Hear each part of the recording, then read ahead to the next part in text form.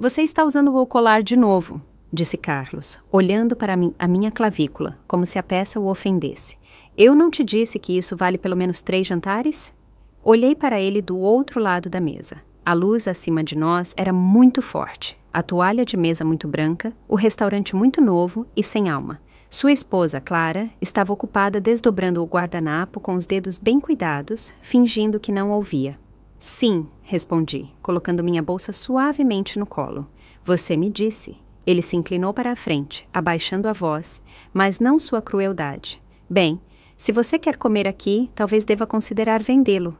Sorri calmamente. Então fechei minha bolsa e a coloquei na cadeira vazia ao meu lado. Foi nesse momento que entendi. Eu não tinha vindo para jantar. Eu tinha vindo para dizer adeus. O garçom se aproximou então, cheio da habitual cordialidade ensaiada. A senhora vai querer o badejo esta noite? É muito popular. Não vou ficar, eu disse, e me levantei.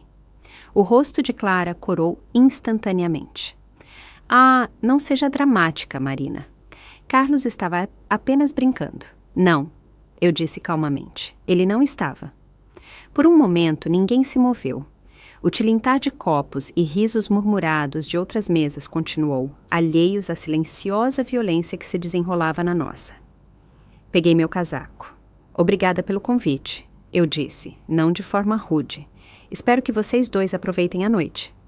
Carlos também se levantou, um pouco rápido demais, batendo o joelho na mesa. Mãe, sente-se, você está fazendo uma cena. Olhei-o diretamente nos olhos. Meu filho, de 46 anos. Um homem que uma vez chorou porque deixou cair seu sorvete no estacionamento. Um homem cujos livros escolares eu fiquei acordada a noite toda para ajudar a organizar quando seu pai morreu. Não estou fazendo uma cena, eu disse. Estou apenas indo embora. E eu fui. Lá fora, o vento batia mais forte do que eu esperava. Caminhei lentamente, firmando-me a cada passo, recusando-me a deixar o tremor em minhas mãos chegar ao meu rosto. O manobrista perguntou se eu precisava de um táxi. Neguei com a cabeça. Eu precisava de ar. Tempo. Silêncio. Caminhei pela rua. Os saltos dos meus sapatos finos demais para o asfalto rachado.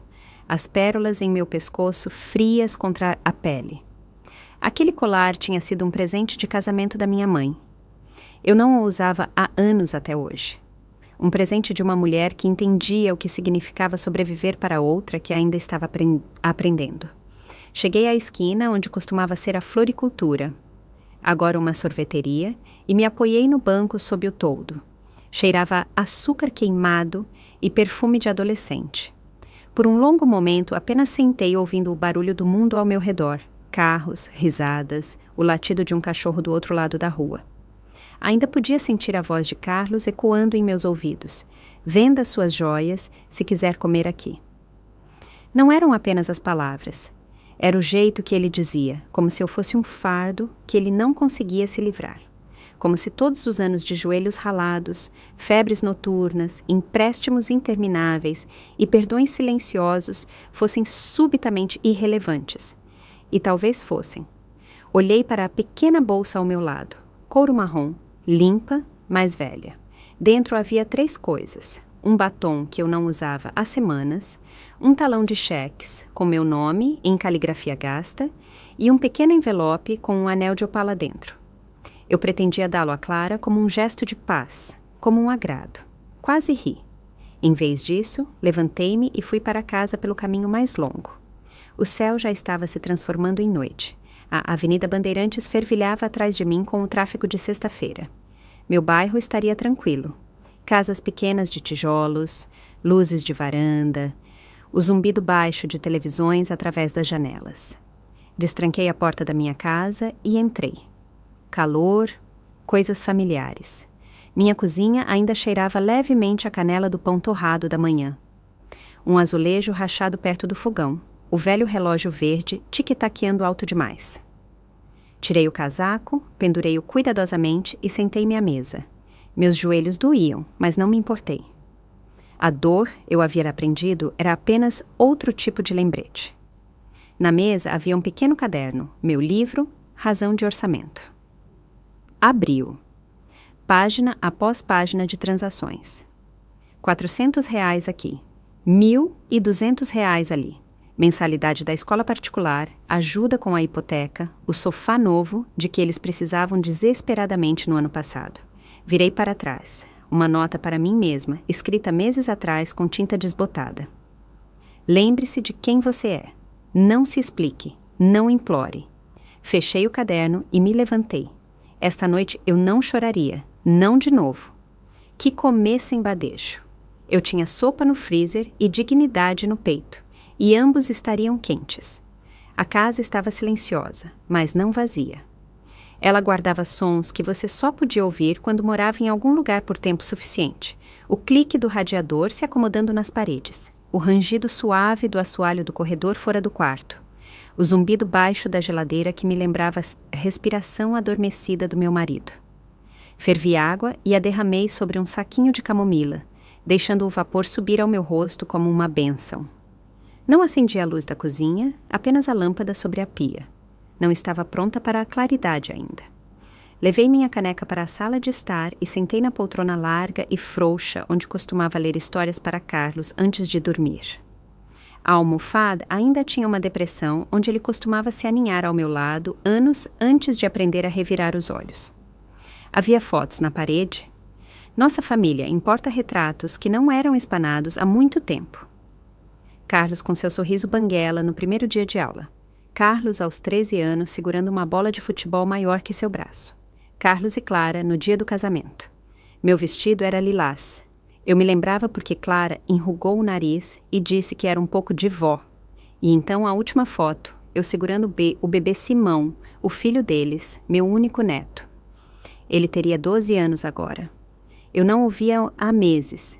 Tomei meu chá, deixando-o queimar um pouco a parte de trás da minha garganta. Meus olhos traçaram as rachaduras no teto que corriam como rios silenciosos pelo reboco. Não era tristeza o que eu sentia. Não mais. Era algo mais frio. Algo que vinha depois da tristeza, quando a mágoa já tinha se assentado como poeira nos cantos. O que eu esperava naquele jantar? Não gratidão. Eu havia parado de esperar por isso há muito tempo. Nem afeto. Isso também havia se esvaído com o tempo. Talvez apenas uma bondade básica, uma mesa onde eu não fosse tratada como uma relíquia que alguém se sentia obrigado a exibir e depois esconder novamente. Uma refeição onde minha presença não fosse uma transação. Abaixei a caneca e me levantei lentamente. Meus joelhos gemeram. Minhas costas endureceram. Meu corpo havia aprendido a se adaptar à decepção silenciosa, mas minha mente estava se aguçando. No armário do corredor, atrás de um guarda-chuva velho e uma caixa de luzes de Natal emaranhadas, estava a pasta sanfonada marrom que eu não tocava há 2 anos. Puxei-a e a levei para a mesa da cozinha. Cheirava levemente a mofo e papel velho. O elástico estava esticado e quebradiço e se rompeu quando a abri. Dentro, comprovantes de cheques, extratos bancários, recibos, alguns e-mails impressos, notas manuscritas. Comecei a organizar. Um por um, eu os dispunha em linha como cartas em um jogo que eu já sabia que perderia. Pagamentos de mensalidades, tratamento dentário de emergência, um ar-condicionado novo quando o deles quebrou, bônus de Natal quando Carlos estava entre empregos, um cheque de R$ 10.000 marcado capital de giro. Ele havia prometido pagar de volta em 6 meses. Isso foi há 8 anos. Outro de R$ 4.500. O carro da Clara. É só um pequeno empréstimo, mãe. Preciso de algo seguro para levar o Simão para a escola. Eles pediram tão facilmente. E eu disse sim, tão facilmente. Isso é o que ninguém te diz sobre envelhecer. Não é o esquecer que é difícil. É o lembrar. Tudo isso. O jeito que você foi perguntada, o tom de voz, os silêncios depois que você disse sim. Encontrei a carta da seguradora confirmando a apólice que eu havia resgatado há 5 anos. O dinheiro havia sido usado para ajudá-los a reformar a cozinha. Clara precisa do espaço. Você sabe o quanto ela ama cozinhar. Pelo que eu sabia, Clara não cozinhava há anos. Eles tinham 3 aplicativos de entrega de comida nos celulares. Eu os tinha visto. Encontrei um post-it amassado, preso entre recibos com minha própria letra. Não dê mais do que está disposta a perder.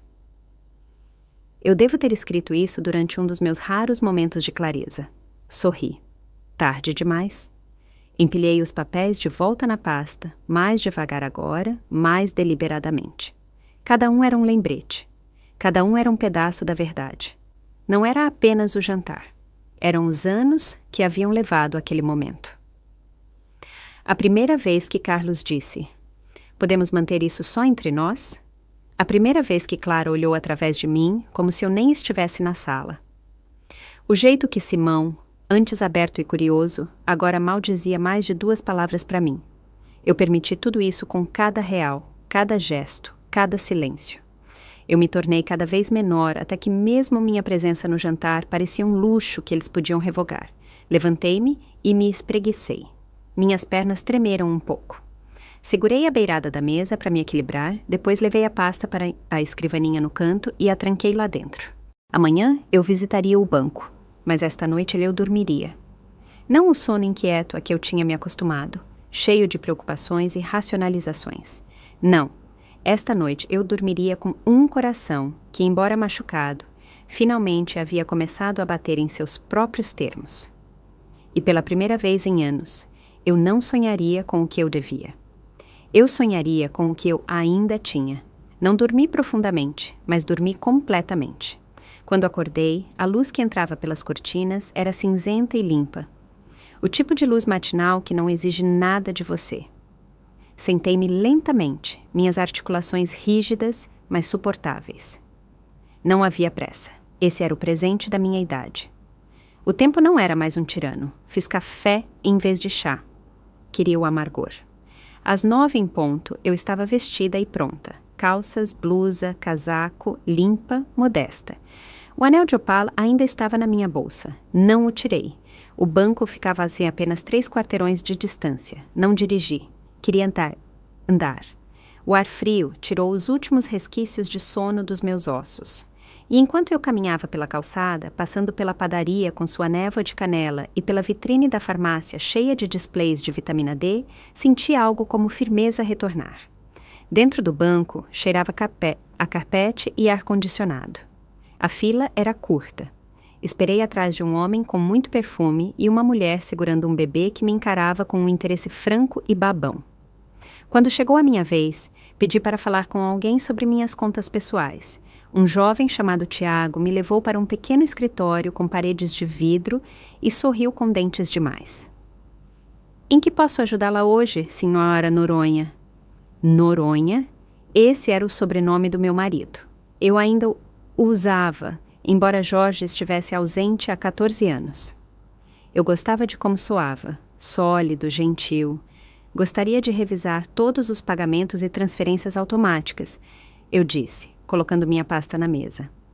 Tiago piscou. "Certamente. Você tem algo específico em mente?" "Sim", eu disse, abrindo a primeira página. "Quero saber exatamente para onde meu dinheiro está indo. E então quero parar alguns deles. Talvez todos." Ele assentiu, de repente menos informal. Digitou em seu teclado, os dedos longos e pálidos. "Você tem várias transações recorrentes configuradas. A maioria delas é programada mensalmente. Suporte à hipoteca, fundos de educação, um aluguel de carro. Liste-as para mim", eu disse. "Todas." Ele imprimiu uma folha e a entregou. 14 pagamentos automáticos totalizando pouco mais de R$ 6.300 por mês. Olhei para o papel. Tiago também. "Algo está errado, senhora Noronha?" Cruzei as mãos sobre a mesa. Elas pareciam mais velhas hoje, mas não tremiam. "Não", eu disse. "Nada está errado. Apenas terminei." Tiago inclinou a cabeça, tentando permanecer educado. "Não tenho certeza se entendo. Quero que todos os pagamentos automáticos sejam suspensos imediatamente", eu disse. "Até novo aviso. Virei mensalmente, se precisar, para aprovar qualquer transferência." "Posso ajudá-la a configurar isso", ele disse. "Mas sou obrigado a informar que alguns deles estão em nome de membros da família. Você pode ser questionada sobre isso." "Eu espero isso", eu disse, e depois adicionei. "Está atrasado." Ele hesitou. "Precisaremos da sua assinatura em alguns formulários e recomendo imprimir o histórico completo das transações para que você possa manter um registro físico. Faça isso", eu disse. Enquanto ele imprimia, olhei pela janela atrás dele. A rua estava calma. Algumas folhas voavam em rajadas de vento. Perguntei-me se Carlos já estava acordado. Se ele e Clara estavam conversando sobre mim durante o brunch, ou se eu já havia sido esquecida, o desconforto de ontem, varrido pela sobremesa e pelo expresso. Tiago me entregou os papéis. Assinei-os limpa e deliberadamente, cada linha. Também gostaria de remover Carlos Teixeira como contato secundário em todas as minhas contas, eu disse. Com efeito imediato, Tiago piscou. Tem certeza? Muita. Ele assentiu, então digitou. E, se me permite perguntar, você tem um novo contato secundário que gostaria de adicionar? Pensei em Simão, mas desisti. Ele era apenas um menino doce e distraído, cujos afetos ainda podiam ser moldados pelos adultos ao seu redor. Ninguém por enquanto, eu disse. Apenas eu. Ele assentiu novamente e deslizou os formulários atualizados em uma pasta com meu nome na aba. Está tudo em ordem. Você receberá a confirmação pelo correio. Obrigada, eu disse, levantando-me. Ao sair, senti-me estranhamente leve, não feliz. Não, isso não era alegria, mas era algo mais firme. Clareza. Não havia mais fingimento. Não havia mais tentativas de permanecer útil para pessoas que só ligavam quando a luz do motor acendia ou o prazo da mensalidade se aproximava. Eu não devia explicações a ninguém. Eu não devia nada a ninguém. No caminho para casa, passei pelo pequeno escritório de advocacia a 2 quarteirões dos Correios. A placa, do lado de fora, era familiar. Miranda e Azevedo, planejamento patrimonial e fundos. Parei, então entrei. A recepcionista olhou para cima, surpresa. Vocês atendem sem hora marcada? Perguntei. Ela checou a agenda. Temos alguém disponível em 20 minutos. Serve? Serve, eu disse e me sentei.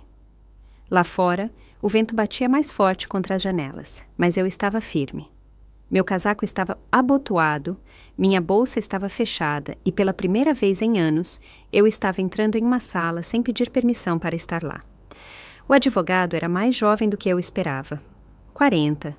Talvez menos, mas seu aperto de mão era firme e seu escritório cheirava a madeira de verdade e dinheiro discreto. O nome dele era Marcos Miranda. Sem aliança, terno azul marinho impecável, uma foto de um cachorro, não de uma família, em sua mesa.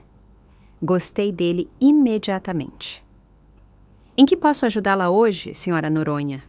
Ele perguntou, cruzando as mãos de um jeito que me disse que ele já tivera essa conversa 100 vezes, mas que daria espaço para a minha parecer nova. Eu quero ajustar meu testamento, eu disse.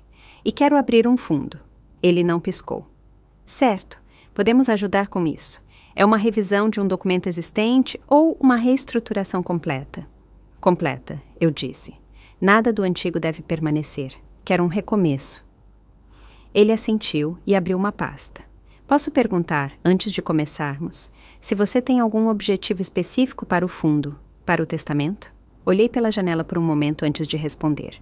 O sol havia rompido as nuvens o suficiente para lançar uma faixa dourada pálida em sua estante de livros. Sim, eu disse.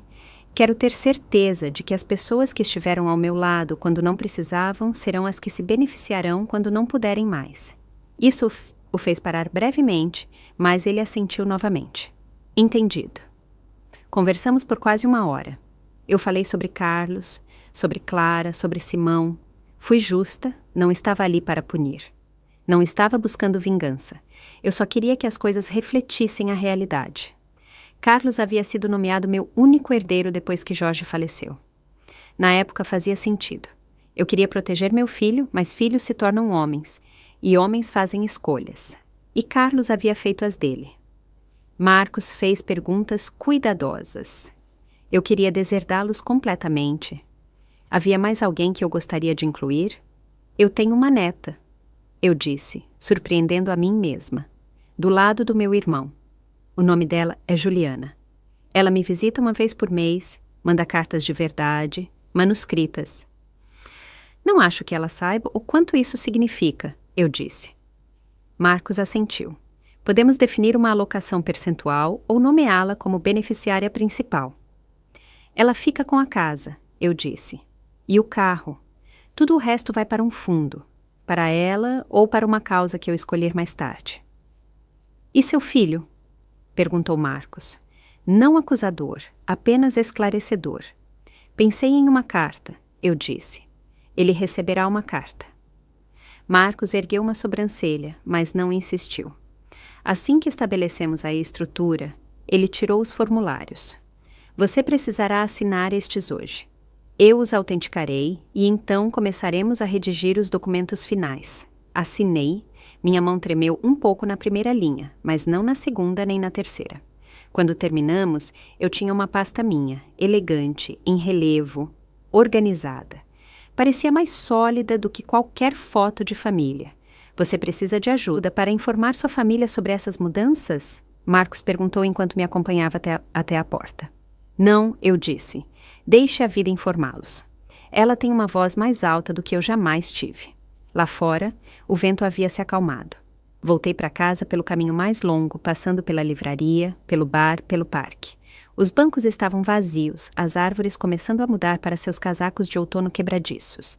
Em casa fiz sopa, lentilha e cenoura. Simples, quente. Comi devagar à mesa com um guardanapo de pano dobrado assim. Sem TV, sem telefone. Depois, tirei o anel de opala da minha bolsa e o ergui para a luz da cozinha. Era adorável, não extravagante, mas honesto. Um corte cabochon, liso e brilhando por dentro. Jorge havia me dado no nosso 20º aniversário. Eu tinha planejado dar para Clara, não porque ela merecesse, mas porque eu queria acreditar que ainda me encaixava na vida deles de alguma forma. Aquele gesto havia sido minha oferta, prova de que eu ainda queria estar lá. Agora, coloquei o anel de volta no envelope e o guardei na primeira gaveta da minha escrivaninha, não como uma lembrança, mas como um lembrete. Naquela noite, o telefone tocou. Era Carlos. Deixei tocar até a secretária eletrônica atender. Mãe, sou eu. Só queria saber se está tudo bem. A Clara disse que você saiu meio de repente ontem. Ela acha que talvez tenha sido o tom dela, mas eu disse a ela que não podia ser isso. Enfim, me ligue. Ele desligou, sem desculpas. Nenhuma pergunta que reconhecesse algo mais profundo do que um inconveniente. Peguei o telefone e apaguei a mensagem. Então abri um novo bloco de notas. No topo, escrevi o que eu queria. Era uma lista curta. Começava com paz e terminava com liberdade de expectativa. Eu tinha 72 anos e estava apenas começando. Na manhã seguinte, acordei antes do sol. Velhos hábitos. Jorge costumava dizer que a verdadeira clareza vinha antes do café da manhã. Eu nunca acreditei nele na época. Agora eu acredito. Fiz uma chaleira de chá e sentei-me à janela, observando o céu clarear por trás das chaminés. Seria um dia tranquilo, e era exatamente o que eu precisava. Ainda havia uma última tarefa que eu não havia tocado. Uma caixa no fundo do armário. Não papéis, não recibos, nenhum número, apenas memória. Tirei-a de debaixo de uma colcha dobrada. O papelão havia amolecido nos cantos, a fita marrom com a idade. Dentro havia pedaços da minha vida que eu não via há décadas. O relógio velho de Jorge ainda sem tic-taquear. Um avental desbotado com flor no bolso.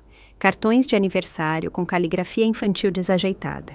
Para a melhor mãe do mundo, de um menino que não me chamava mais assim. No fundo, embrulhados em papel de seda, estavam os brincos. Pequenas safiras incrustadas em prata. Eles haviam sido um presente de casamento da mãe de Jorge. Eu não os usava há mais de 20 anos. Eu não tinha certeza se voltaria a usá-los, mas não estava ali para chorar.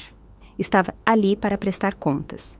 Levei a caixa para a cozinha e coloquei cada item sobre a mesa como prova. Essas eram as coisas que eu nunca havia tentado vender. Nem mesmo quando o telhado vazou. Ou a máquina de lavar quebrou, ou Carlos perdeu o emprego pela terceira vez e precisou de uma pequena ajuda para se reerguer.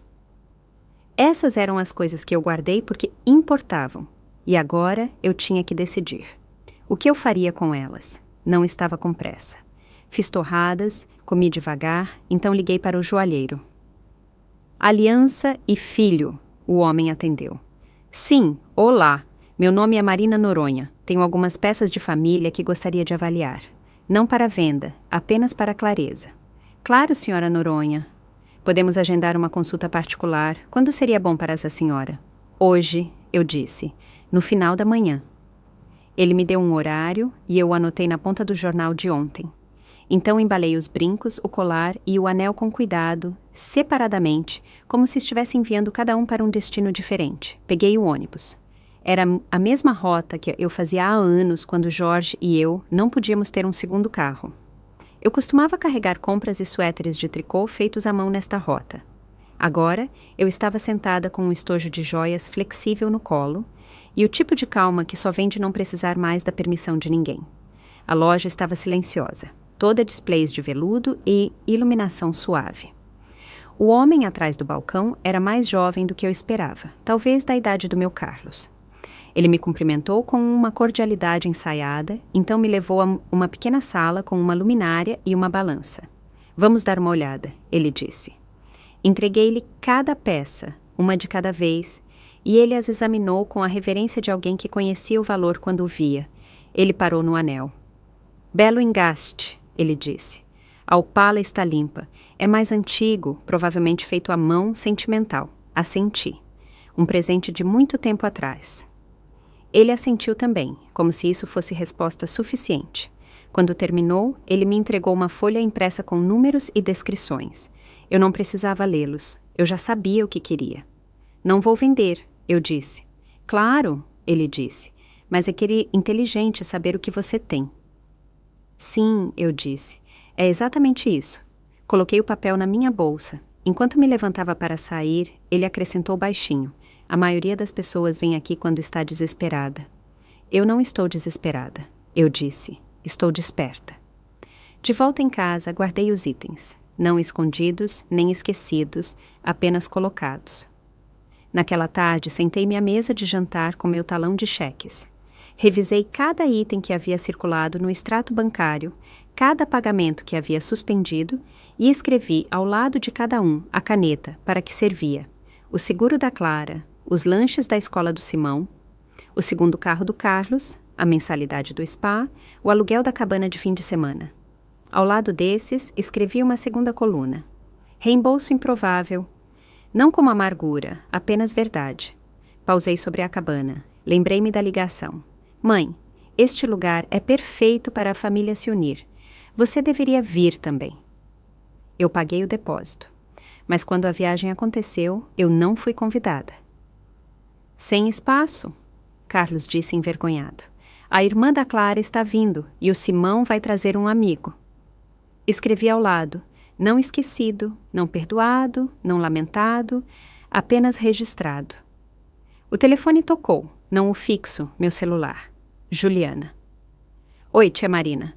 A voz dela era alegre. Só estou ligando para ver como você está. Engoli o nó na garganta antes que pudesse subir. Estou bem, eu disse. Ocupada, na verdade. Que ótimo.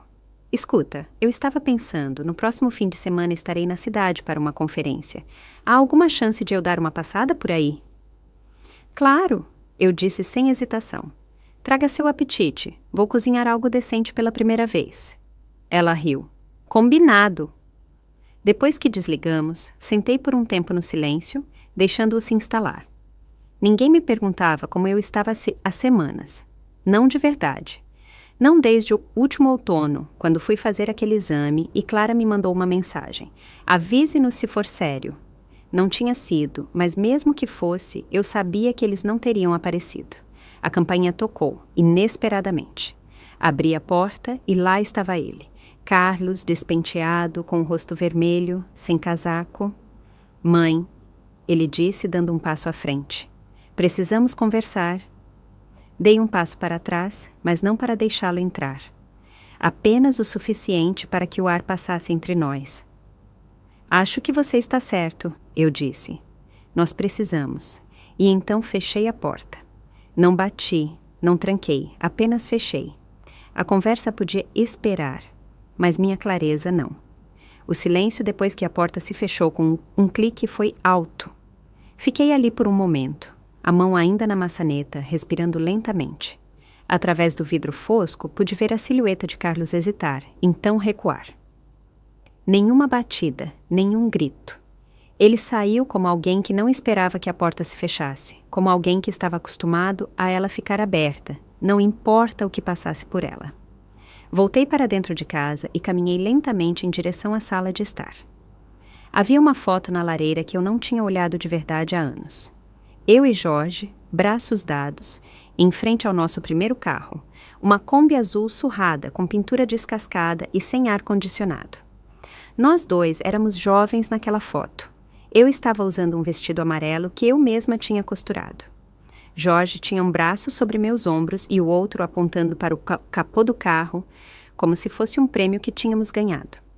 Nós dois estávamos sorrindo, não para a câmera, mas um para o outro. Isso foi em 1969, o verão antes de Carlos nascer, o começo. Sentei no sofá e deixei as lembranças virem, sem serem convidadas. Passei tantos anos as afastando, muito ocupada, muito cansada, muito necessária. Mas agora não havia razão para não as deixar entrar. Jorge havia morrido tranquilamente da mesma forma que viveu. 1 minuto tomando café, no minuto seguinte caído na cadeira. Eu soube que algo estava errado no instante em que a caneca atingiu o chão. Ele já tinha ido antes da ambulância chegar. Carlos tinha 28 anos. Ele veio de avião, ficou 2 noites, fez muitas promessas. Vou te ligar toda semana, mãe. Isso durou 1 mês. Eu não o culpei, então. As pessoas lamentam de maneiras estranhas. E eu era forte. Ou assim todos diziam. Cuidei do funeral. Vendi as ferramentas de Jorge. Eu até administrei a loja de ferragem sozinha por mais 1 ano antes de fechá-la. Então comecei de novo. Essa parte ninguém realmente se lembra. Como abri a loja de consertos de roupas na Rua Augusta com nada além de 2 máquinas de costura e um empréstimo que eu não deveria ter conseguido na minha idade. Mas eu consegui. E trabalhei e paguei cada centavo de volta. Quando Carlos foi demitido, mandei dinheiro. Quando Clara quis voltar para ir para a escola, ofereci ajuda. Quando Simão nasceu, fui lá com assados e cobertores macios. Eu disse sim tantas vezes que esqueci como não soava. E talvez seja aí que eu errei, dizendo sim quando eu deveria ter perguntado por quê, dando quando eu deveria ter esperado. Mas eu não fui feita para esperar, eu fui feita para ação. Essa era a coisa sobre sobreviver. Você faz isso seguindo em frente, sempre em frente. Olhei para minhas mãos, mais finas agora, veias e sardas. Essas mãos haviam feito uma vida com os restos de outras pessoas. Bainhas de vestidos, chãos esfregados, cheques assinados, carregado demais, talvez. Levantei-me e fui para o quarto. Na gaveta superior da cômoda de Jorge, ainda dele, embora ele não a tivesse tocado há anos, estava uma caixa de charutos de madeira. Dentro, a escritura da casa, uma pilha de velhas declarações de imposto de renda, uma carta que Jorge havia me escrito uma vez e nunca enviado. Ele havia deixado dentro da gaveta com uma nota no envelope, para quando você mais precisar. Abri-a com cuidado. O papel havia amarelecido e a caligrafia dele era apertada e ligeiramente inclinada. Marina, se você está lendo isso, eu provavelmente já me fui. Não sei o que aconteceu, mas sei disso. Você vai continuar. Você sempre continua. Mas não deixe que isso se torne um fardo. Você também tem o direito de descansar, o direito de ser ouvida, o direito de dizer não. Você deu sua vida por nós, e se eu não disse o suficiente enquanto estava vivo, direi agora, obrigado. E não deixe que eles te tornem invisível. Você não é. Você nunca foi, Jorge. Dobrei a carta e a coloquei de volta na caixa. Então fechei a gaveta e sentei na beirada da cama, as mãos no colo. Eu estava esperando, percebi, não que Carlos mudasse, nem que Clara amolecesse, nem mesmo que Simão se lembrasse de como eu costumava segurar a mão dele quando ele tinha medo do escuro. Não, eu estava esperando permissão para parar, e agora a tinha. Não deles, de Jorge, de mim mesma. Fui ao armário do corredor e peguei uma mala, a boa. Arrumei devagar, deliberadamente. Algumas trocas de roupa, um par de sapatos macios, a fotografia da lareira. Eu não sabia para onde estava indo ainda, mas eu sabia que iria pelos meus próprios termos. A casa não parecia mais um lar, parecia um museu para alguém que eu não queria mais ser. O telefone tocou 2 vezes naquela tarde. Eu não atendi. Passei a noite escrevendo cartas, não longas, apenas o suficiente para Simão. Espero que um dia você entenda o custo do silêncio. Eu te amei quando você era pequeno e ainda te amo, mas o amor não é suficiente para ficar onde você não é desejado. Para Clara, você não me deve bondade, mas me deve honestidade. Um dia espero que você a dê a alguém, mesmo que não seja a mim. Para Carlos, eu não escrevi nada, ainda não. Não porque não houvesse nada a dizer, mas porque ele teria que aprender, pela primeira vez, a conviver com o silêncio. O mesmo silêncio em que eu vivi por anos. O mesmo silêncio em que ele me deixou depois de cada pedido, cada um obrigado, mãe, sem nenhuma pergunta sobre como eu estava, o que eu precisava, o que eu temia, que ele se perguntasse. Coloquei as cartas em envelopes e as deixei sobre o balcão. De manhã, faria planos. Esta noite, dormiria, não de exaustão, mas de resolução. Na manhã seguinte, não fiz chá. Em vez disso, abri as janelas. O ar de outono entrou como um hóspede que esperava há muito tempo lá fora. Atravessou a sala, sacudiu as cortinas, levantou as bordas dos papéis na mesa da cozinha. A casa tremeu e eu também. A mudança sempre começa com um arrepio. Enrolei um chale nos ombros e fiquei no meio do quarto. A mala ainda estava arrumada perto da porta, silenciosa e paciente. Minhas cartas estavam sobre o balcão, fechadas, sem selo. Eu não estava com pressa. Ainda não. Às 9h40 o telefone tocou. Eu sabia quem seria. Carlos. Deixei tocar 1, 2 vezes. Na terceira, atendi. Alô, eu disse, minha voz calma. Mãe? A voz dele estava apressada, tensa, aquele tom que ele tinha quando algo em seu mundo não saía como ele esperava. Você não atendeu ontem. Eu sei. Ele hesitou. Podemos conversar? Ele suspirou. Não, quero dizer pessoalmente. Posso ir aí? Prefiro conversar agora, eu disse, enquanto o ar ainda está limpo. Silêncio, então. Ok, sentei-me. Ele não. Eu podia imaginá-lo andando de um lado para o outro em algum lugar, talvez em seu escritório ou em seu carro. Ele sempre tinha dificuldade em ficar parado quando não estava no controle. O que está acontecendo?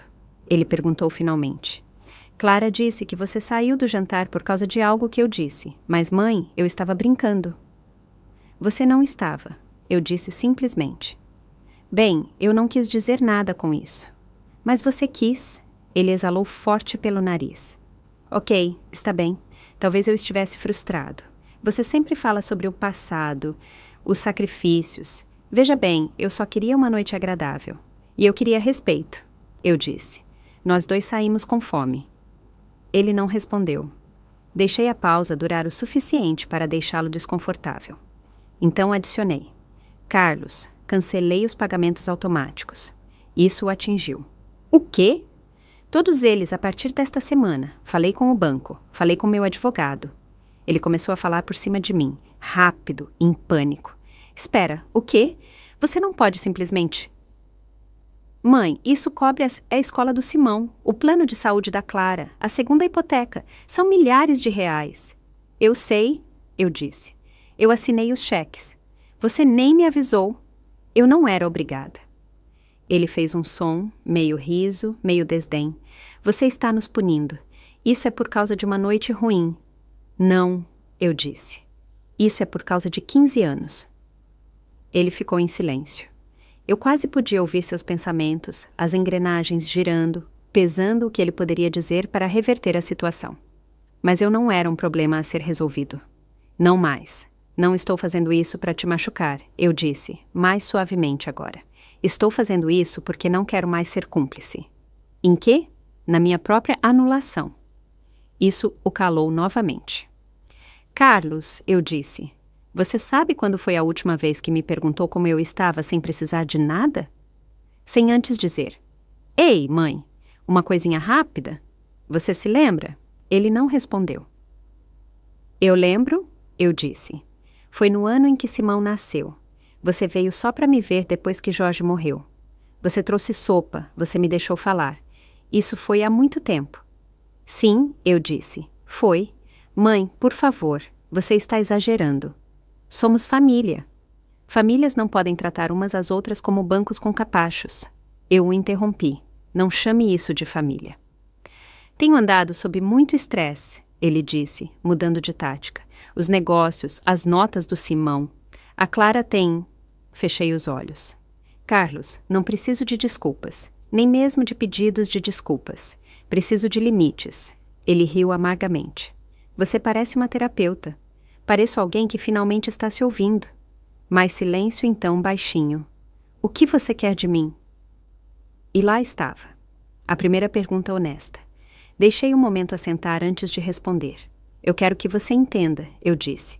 Não apenas me ouça, não apenas concorde e espere até que eu me cale. Eu quero que você entenda que eu te dei a minha vida e em algum momento me perdi. E isso termina agora. Ele não disse nada, não me apressei em preencher o silêncio. Finalmente ele disse, então, e daí? Você está nos cortando? Estou me escolhendo, eu disse. Se isso parece um corte, talvez diga algo sobre a forma como estávamos conectados. Eu não sei o que dizer. Eu sei. Outra pausa, então, a contragosto. Posso ir aí amanhã só para conversar? Pode, eu disse, mas não para me convencer, não para reverter nada. Ok, ele disse. Esperei e, pela primeira vez em muito tempo, ele acrescentou baixinho. Como você está, mãe? Eu não esperava que a pergunta caísse como caiu. Senti no peito, como um eco de algo que eu costumava ser. Ainda estou descobrindo isso, eu disse honestamente. Então adicionei. Mas hoje estou melhor do que ontem. Ele não respondeu imediatamente. Então, ok. E então desligou. Abaixei o telefone gentilmente. Lá fora, o vento havia diminuído, as cortinas balançavam menos. O ar ainda estava limpo. E eu também. A batida na porta veio logo depois do almoço. Não alta, não urgente, apenas algumas batidas medidas na porta da frente. Eu estava pronta, estava esperando por ele desde o café da manhã. Eu até tinha colocado 2 xícaras no balcão da cozinha, embora não tivesse enchido a chaleira. Não tinha certeza se queria oferecer chá. Ainda não. Abri a porta.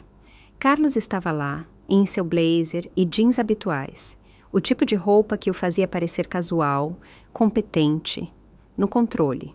Mas hoje, sua gola estava amassada e seu cabelo estava achatado de um lado. Como se ele tivesse deitado por muito tempo. Ele parecia cansado. Não de trabalho, de algo mais profundo. Oi, ele disse. Dei um passo para o lado. Entre.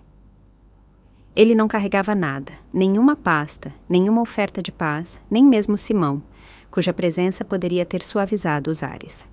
Ele entrou, olhou ao redor da sala como se tivesse mudado. Não tinha. As mesmas fotos, o mesmo relógio tiquetaqueando alto demais, o mesmo tapete em que ele costumava deitar com seus dinossauros de plástico. Cheira a canela, ele disse. Eu assei, respondi. Ele sentou-se na beirada do sofá, desajeitado, como um convidado, incerto se estava estendendo demais sua permanência. Sentei-me em frente a ele, na poltrona velha de Jorge. A distância entre nós não era grande, mas parecia um corredor com muitas portas fechadas. Obrigado por me deixar vir, ele disse. Eu disse que você podia. Ele assentiu, mas não me olhou nos olhos. Um longo silêncio se seguiu. Não me apressei em preenchê-lo. Eventualmente ele disse. Clara está furiosa. Erguer uma sobrancelha. Ela acha que você está nos punindo. Não respondi. Eu não precisava. Carlos suspirou. Você realmente cortou tudo? Sim. E o fundo? A amiga da Clara trabalha com direito imobiliário. Ela ouviu algo no escritório. Atualizei tudo, eu disse. Legalmente, permanentemente. Mãe, a voz dele suavizou, não implorando, mas incerta. Por que agora? Por que tão de repente? Não foi de repente, eu disse. Foi lento, dolorosamente lento. Como água gotejando esculpindo pedra, você só não viu acontecer. Ele esfregou as mãos. Você acha que eu me aproveitei de você? Eu sei que sim. Ele estremeceu. Aquela foi a primeira rachadura visível. Você é minha mãe, ele disse. Achei que tínhamos, não sei, um entendimento. Tivemos, eu dei, você pegou. Isso não é justo. Não, eu disse. Não é. Ele se recostou, exalando com força. Você não entende a pressão que estamos sofrendo. O emprego da Clara é instável. As notas do Simão estão caindo. A hipoteca... Você está dizendo isso há 10 anos, eu o interrompi. Mas de alguma forma, sempre há dinheiro para celulares novos, para fins de semana fora, para clubes de vinho e viagens de esqui. Isso é a Clara. Não, eu disse bruscamente. Isso é você também. Você fez as escolhas. Você ficou ao lado dela enquanto ela olhava através de mim como se eu fosse um funcionário que prolongou seu turno. Ele não discutiu. Você está certa, ele disse depois de um tempo. Você está certa sobre muita coisa. Acho que você nunca pensou que eu diria não. Eu terminei. Ele olhou para cima, encontrou meus olhos. É. Eu me inclinei para a frente, mãos cruzadas. Você se lembra da última vez que me abraçou sem precisar de nada? A boca dele se abriu, fechou. Eu lembro, eu disse. Simão também estava. Você o deixou para o fim de semana. Você me beijou na bochecha e me agradeceu. Essa foi a última vez que você me olhou com algo próximo de carinho. Ele engoliu em seco. Mãe, eu... Não estou te dizendo isso para te machucar, eu disse. Estou te dizendo isso porque passei anos pensando que se eu desse o suficiente, seria lembrada, seria valorizada. Mas você não pode comprar amor, Carlos. Achei que talvez pudesse ganhá-lo sendo útil, mas tudo o que isso fez foi te ensinar que eu vinha com condições que você não precisava cumprir. Ele passou a mão pelo cabelo. Os dedos dele tremeram levemente. Eu não percebi, ele sussurrou. Você não quis. Ele parecia mais velho agora. Não pelo tempo, mas pela consciência. Eu nunca tive a intenção. Ele parou. Eu esperei. Eu só não pensei que você se afastaria. Eu não me afastei, eu disse baixinho. Você parou de segurar. Silêncio novamente. Não sei o que dizer. Você não precisa dizer nada, eu disse. Mas você terá que viver com as coisas como estão agora. Isso não é punição. Isso é realidade. Ele assentiu lentamente. Eu tenho outra chance? Inclinei a cabeça. O que você faria com ela? Ele não respondeu. E isso foi resposta suficiente. Levantei-me. Você quer torta? Perguntei. Ainda está quente. Ele pareceu assustado. Sim, por favor. Trouxe 2 fatias servidas em pratos descombinados. Sentamos, sem falar, apenas comendo. Pela primeira vez, o silêncio pareceu neutro.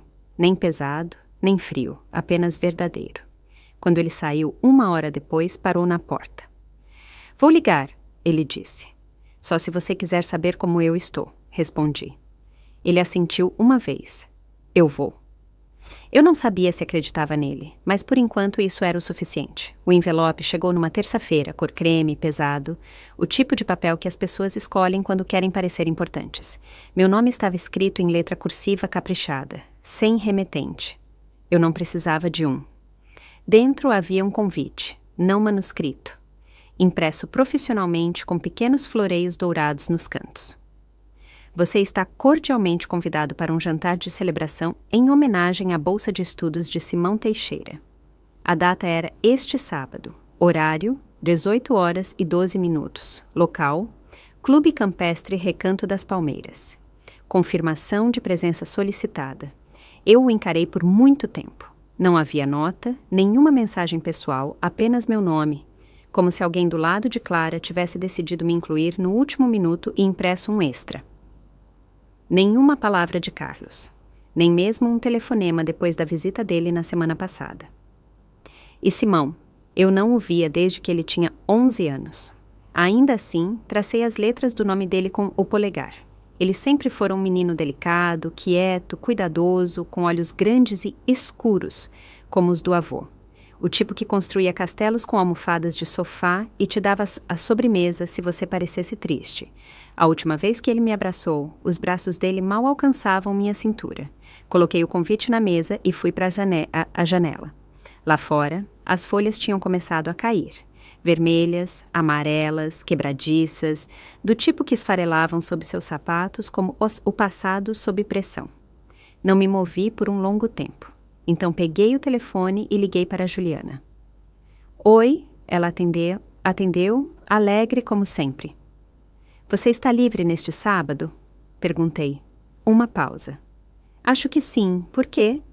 Tem um evento, eu disse, e gostaria que você viesse comigo.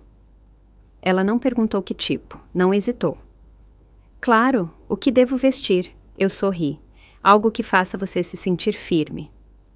O sábado chegou frio e rápido. Vesti o vestido verde escuro que não tocava há anos.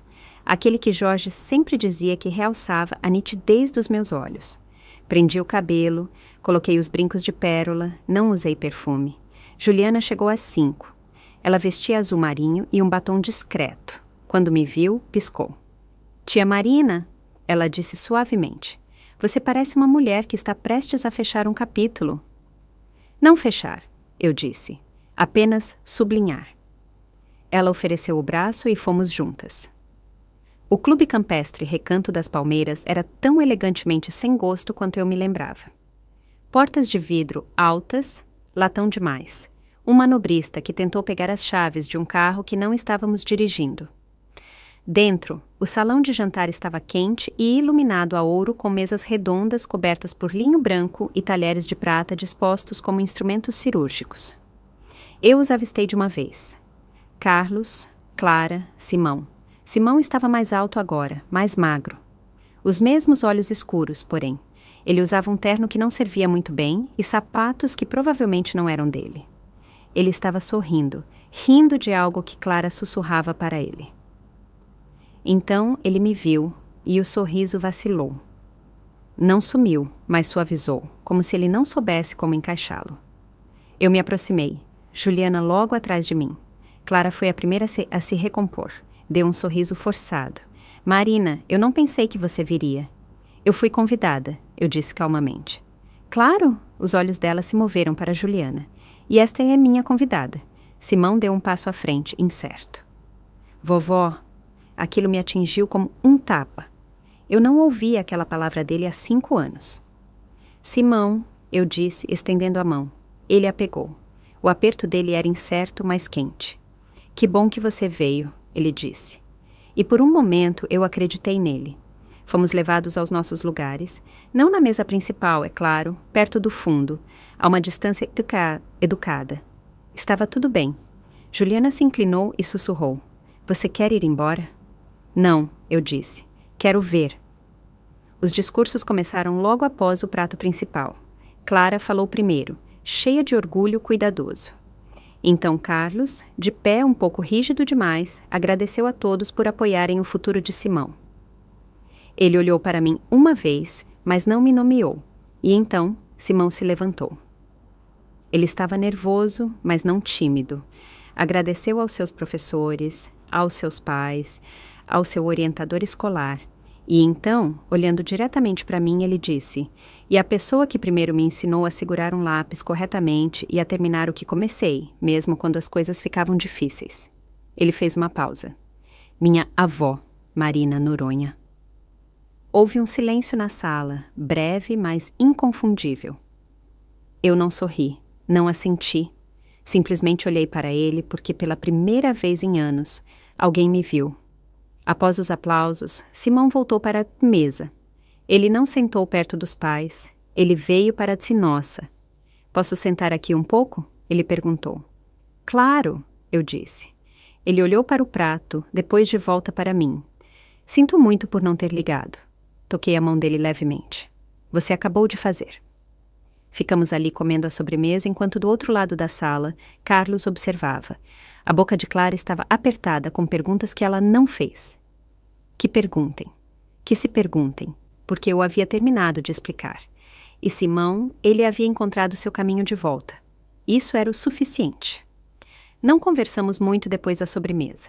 Simão sentou-se ao meu lado, terminando seu bolo lentamente, como se não quisesse voltar para a mesa deles. Juliana conversou com ele sobre essa escola, tomando cuidado para não pressionar. Ela tinha aquele instinto, a habilidade silenciosa de ler o ambiente, de caminhar suavemente na dor alheia. Em algum momento, senti Carlos nos observando, não com raiva, mas com incerteza. Ele não se aproximou, nem Clara. Que eles fiquem com isso, pensei, que eles fiquem com a forma da própria ausência. Quando a noite terminou, as pessoas saíram com abraços e apertos de mão, como sempre acontece nessas ocasiões. Mas Simão ficou ao meu lado. Lá fora, sob o brilho suave das lanternas do clube, ele me abraçou novamente. Não de forma rígida, nem para exibição. Eu estou falando sério, ele disse. Obrigado por ter vindo. Eu não vim por eles, eu disse. Eu sei. Ele olhou para o estacionamento onde Carlos estava parado ao lado do carro, braços cruzados, esperando. Eu não sei como ser diferente deles. Simão admitiu. Você não precisa ser diferente, eu disse. Você só precisa decidir quem você vai ser, toda vez que tiver uma escolha. Ele assentiu. Então posso te ligar amanhã? Sim, eu disse. Pode.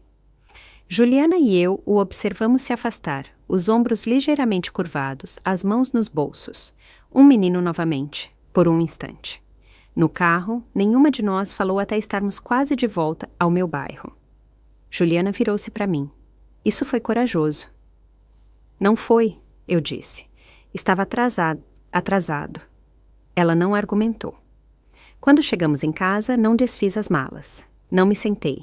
Fui direto para a cozinha e abri a gaveta onde tinha deixado as cartas. As que escrevi depois que Carlos veio a casa. As que eu não havia enviado. Elas ainda estavam lá. Li-as novamente, linha por linha. A de Simão, guardei. A de Clara, rasguei ao meio. Não por raiva, apenas por clareza. Não havia ponte a ser atravessada. Nada a ser salvo. A de Carlos eu ainda não havia escrito até agora. Sentei-me à mesa, peguei uma caneta e comecei. Carlos, você pediu explicações, contexto, um mapa para tudo isso. Eu não tenho um. O que eu tenho é isto. Eu dei e dei e dei. E nenhuma vez você perguntou se eu tinha algo sobrando. Nenhuma vez você perguntou o que me custou. Você não me viu, Carlos. Você viu o que eu podia fazer por você. E quando isso mudou, quando eu finalmente pedi espaço, dignidade, um simples obrigado, você chamou de crueldade. Mas aqui está a verdade. Dizer não a você é a coisa mais gentil que fiz por mim mesma em anos. Não é tarde demais.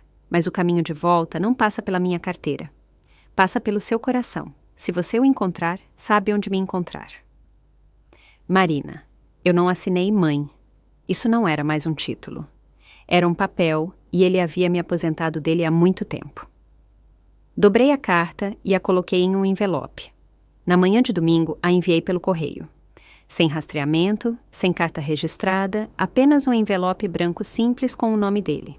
Então fui à igreja, não para o sermão, nem mesmo para a música. Mas porque eu queria sentar entre pessoas que ainda acreditavam em segundas chances, que ainda faziam assados para os vizinhos, que ainda perguntavam, como você está? E falavam sério. Dona Heloísa estava lá e o velho senhor Diniz. E 2 bancos abaixo, a moça da família Ferreira, aquela que perdeu o marido em junho. Nós assentimos uma para a outra como as viúvas fazem, sem pena, sem intromissão, apenas reconhecimento. Depois, me convidaram para tomar um café no porão da igreja. Eu disse sim, fiquei por 1 hora, eles perguntaram sobre Jorge, sobre a loja que eu costumava ter. Ninguém perguntou sobre Carlos. Foi uma gentileza que eu não sabia que precisava. Quando voltei para casa, a casa não parecia tão silenciosa, parecia minha. A mala ainda estava arrumada. Desfiz as malas. Não porque eu estava ficando, mas porque eu não precisava mais ir embora para me sentir livre. Os dias seguintes passaram sem barulho. Nenhuma ligação, nenhuma batida, apenas o vento sussurrando nas árvores de jacarandá atrás da casa. O rangido ocasional das tábuas da varanda quando o carteiro subia. O ritmo constante da minha própria rotina. Café às 7, caminhada até o mercado às 10. Um livro antes de dormir. Eu esperava uma ondulação, um empurrão de volta, mas nada veio. Era como se, tendo percebido que o poço havia secado, eles simplesmente tivessem ido procurar outro. E então, na tarde de sexta-feira, uma carta chegou. A caligrafia era familiar. Embora mais trêmula do que eu lembrava, abria devagar. Vovó, eu não sei o que devo dizer. Mamãe e papai não estão falando muito sobre o que aconteceu, mas eu sei que você esteve lá por mim no fim de semana passado e sei que você não precisava. Me desculpe por não estar por perto. Por esquecer que você era mais do que apenas a vovó que assa. Eu lembro de coisas agora. Você me mostrando como desenhar árvores, me dizendo que às vezes o amor é silencioso, mas ainda verdadeiro. Não tenho certeza de onde estou com eles, mas sei que quero te conhecer. Se você me permitir, Simão. Dobrei a carta com mãos cuidadosas e a coloquei sobre a mesa. Não chorei. Senti algo mais profundo, algo como a respiração retornando depois de um longo mergulho. Naquela noite, assei uma torta. Não para um evento, nem para convidados. Apenas para o conforto do cheiro, de canela e maçã e calor preenchendo os cantos da casa. Enrolei uma fatia em papel alumínio, adicionei uma nota para quando o mundo parecer barulhento e a enviei pelo correio na manhã seguinte. Não um grande gesto. Apenas um fio, uma ponte. Poucos dias depois, outra batida. Não Carlos, Clara. Ela estava na varanda como alguém forçada pela obrigação. Seu casaco era muito fino para o tempo. Seus olhos esquadrinharam as cercas vivas antes de pousarem em mim. Achei que devíamos conversar, ela disse. Não me movi para convidá-la a entrar. Ela ajustou a alça da bolsa. Carlos não está lidando bem com isso. Ele perdeu o sono, está distraído, não está mais ele mesmo. E o que isso tem a ver comigo? Perguntei. Calma, mas firme. Ela piscou. Você é a mãe dele. Eu era quem o capacitava, corrigi. Agora não sou mais. Clara endureceu. Todos nós cometemos erros. Você criou um padrão. O silêncio se esticou entre nós. Ela mudou o peso de um pé para o outro. Vim porque achei que você gostaria de encontrar um caminho de volta. Olhei para ela. Essa mulher que eu uma vez tentei tanto fazer amizade. A quem eu ofereci joias, receitas, caronas para compromissos. Aquela que nunca me perguntou o que eu precisava. Eu já encontrei, eu disse. De volta para mim mesma. A boca dela se abriu, então se fechou. Finalmente. Bem, eu tentei. Sim, eu disse. Você tentou quando começou a te afetar. Ela saiu sem dizer mais nada. Fechei a porta lentamente. Naquela noite, acendi uma vela na janela da cozinha. Não para ninguém ver, apenas para mim. Uma pequena chama na escuridão. Algo ainda queimando depois de tudo. E pela manhã, a casa não parecia fria, parecia conquistada. A primeira nevada chegou mais cedo do que o normal. Observei-a da poltrona perto da janela da frente, envolta em um xale grosso que Jorge havia trazido de uma viagem a Ouro Preto.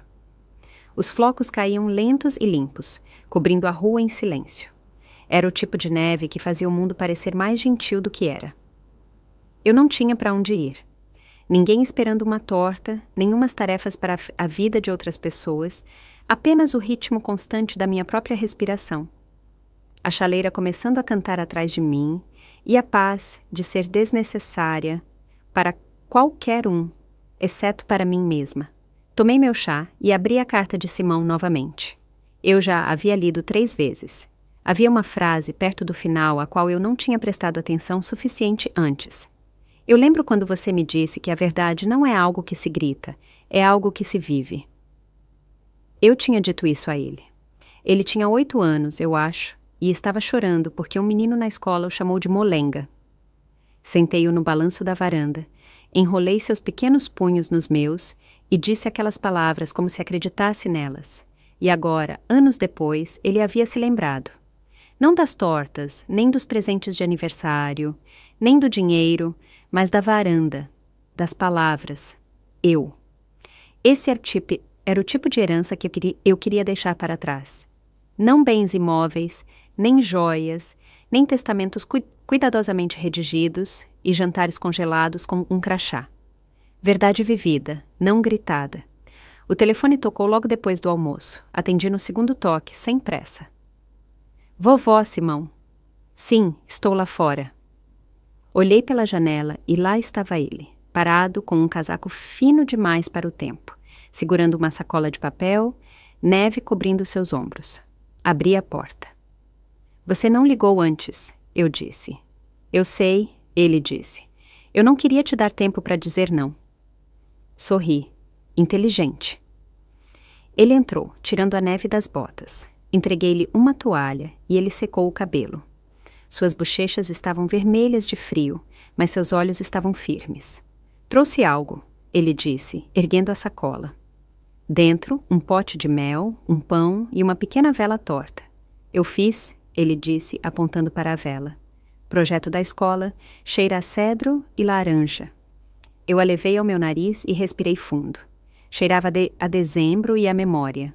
Sentamos na cozinha, tostei o pão, não conversamos muito enquanto comíamos. Ele me observava como alguém tentando ler um livro lentamente, com medo de perder algo. Depois, voltamos para a sala de estar. Acendi a vela dele e a coloquei na mesa de centro. Você não precisa explicar nada, ele disse de repente. Nem sobre o papai, nem sobre dinheiro, nem sobre nada disso. Eu não ia, eu disse gentilmente. Eu só queria estar aqui, ele disse, com você. Eu assenti. É tudo o que eu sempre quis de qualquer um de vocês. Ele olhou para as mãos, depois para cima novamente. Eu costumava pensar que você era apenas gentil, mas agora sei que você era forte. Você ainda é. Não respondi. Ele não precisava que eu o fizesse. Sentamos em silêncio. O tipo que não parece vazio. Enquanto a neve engrossava lá fora e a chama da vela queimava baixa, mas constante. Naquela noite, quando ele saiu, ele me abraçou novamente. Não como um menino, como alguém que sabia exatamente o que estava fazendo. Eu o observei caminhar de volta pela neve, suas pegadas nítidas no branco. Eu não me senti orgulhosa. Eu me senti vista. Nas semanas que se seguiram, Simão começou a ligar todo domingo. Não conversas longas, apenas o suficiente. Algumas atualizações, 1 ou 2 perguntas, risadas às vezes, silêncio também às vezes, do bom. Do tipo que fica entre pessoas que sabem que não precisam preencher o espaço para serem bem-vindas nele. Uma vez ele perguntou se eu me lembrava das histórias que eu costumava contar a ele sobre o pássaro azul que aninhava em nossa caixa de correio quando ele era pequeno. Eu disse a ele, claro que me lembrava. Como ele botou 3 ovos, como verificávamos a cada dia, como eu o fiz prometer não tocar no ninho. Ele disse que havia escrito um poema sobre isso na aula de português. Não pedi para ler. Eu não precisava. Naquele domingo, depois que desligamos, me peguei na caixa de correio novamente, tirando o gelo. Nenhum ninho desta vez, apenas memória.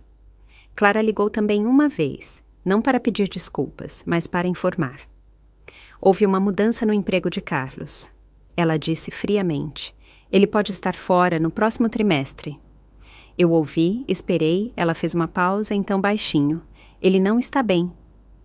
O que isso significa? Perguntei. Ele não dorme.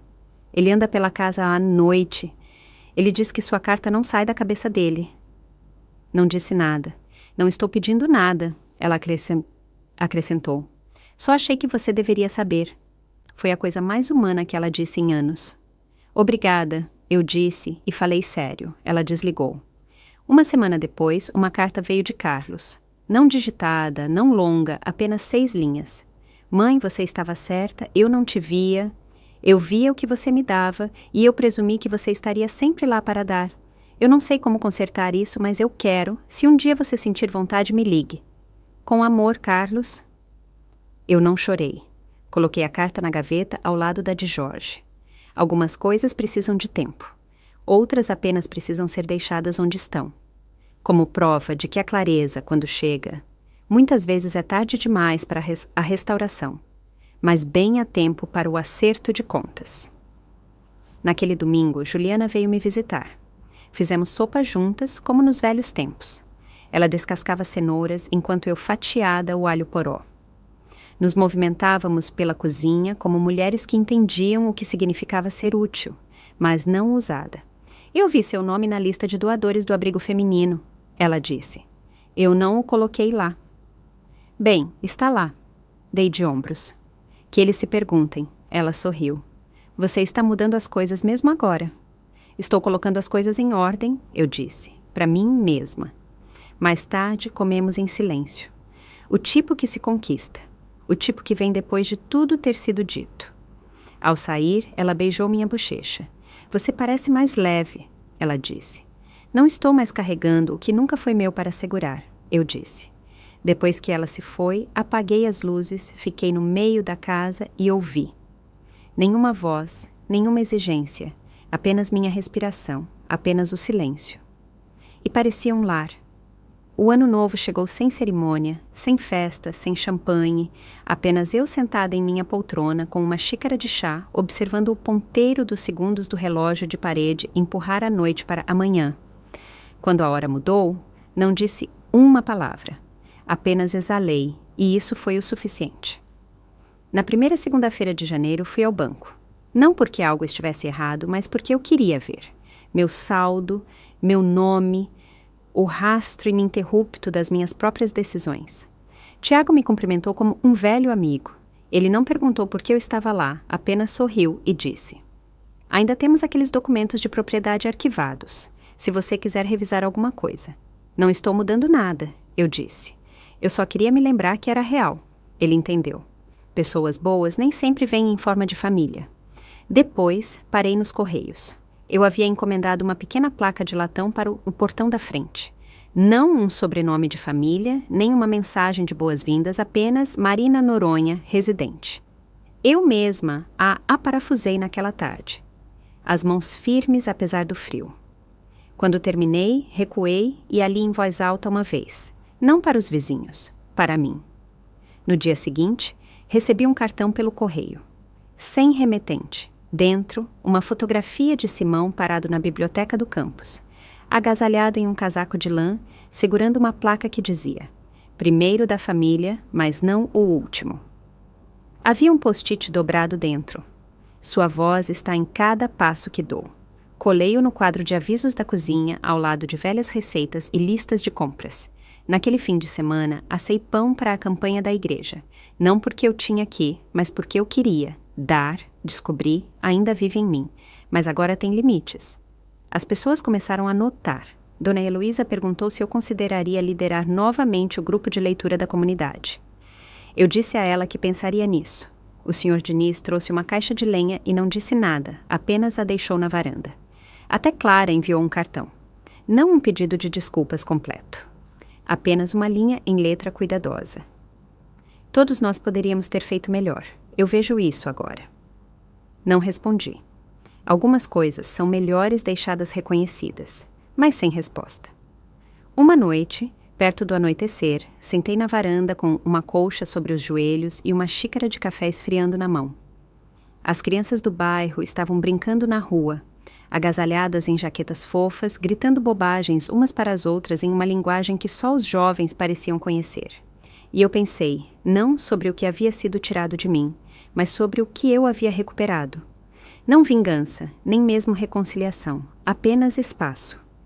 O direito de escolher, o direito de descansar, o direito de parar de ser útil e ainda ser vista. Jorge teria gostado desta versão de mim, não apenas por sua força, mas por sua paz. Quando a luz da varanda acendeu, não me movi. Fiquei sentada mais um pouco, deixando o silêncio se instalar ao meu redor como um segundo chale.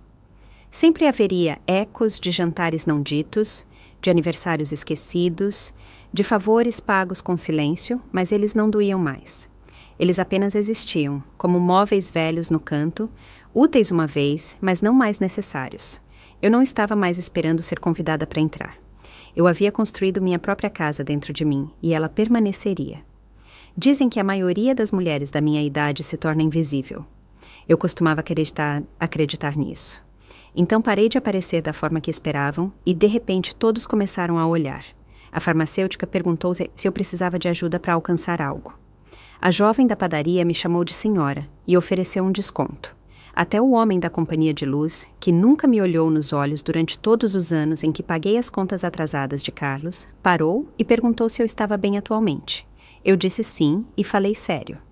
Essa não era a vida que eu imaginava ter aos 70 anos.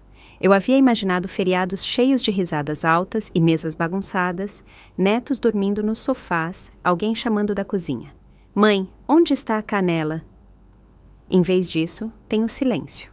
Uma pequena casa com pisos gastos, uma única voz, a minha, movendo-se por ela sem hesitação. E é o suficiente. Algumas manhãs, caminho pelo bairro e noto o quão pouco mudou.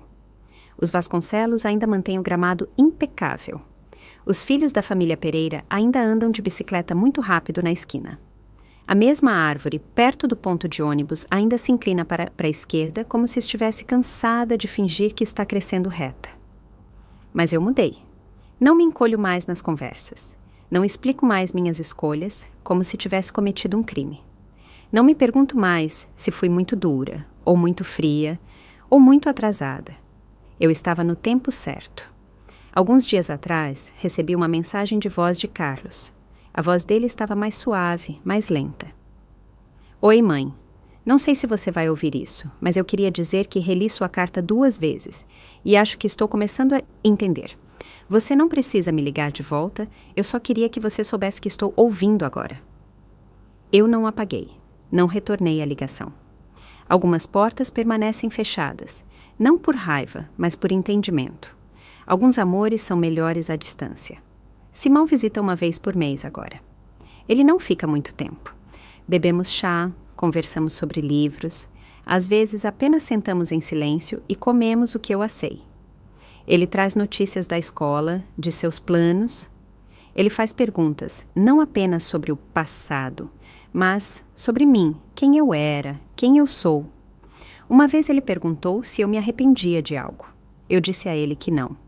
Arrependimento exige acreditar que você tinha o poder de escolher diferente quando nem sabia que uma escolha existia. Mas agora eu sei melhor. Atualmente, escrevo em um pequeno caderno que guardo ao lado da cama, não para mais ninguém, apenas para mim. Escrevo o que noto, o que lembro, o que me recuso a esquecer. A anotação de ontem. A liberdade não vem quando eles param de tirar. Ela vem quando você para de dar o que nunca foi seu para dar. Naquela noite, dormi bem, sem sonhos. Mesmo assim, se você está lendo isso e alguma vez sentiu que desapareceu no dia em que eles pararam de precisar de você, não acredite. Você nunca foi invisível. Você estava apenas olhando para os olhos errados. Comece com os seus, e se esta história tocou em algo em você, compartilhe. Não por mim, por toda mulher a quem foi dito que deveria ser grata pelo silêncio.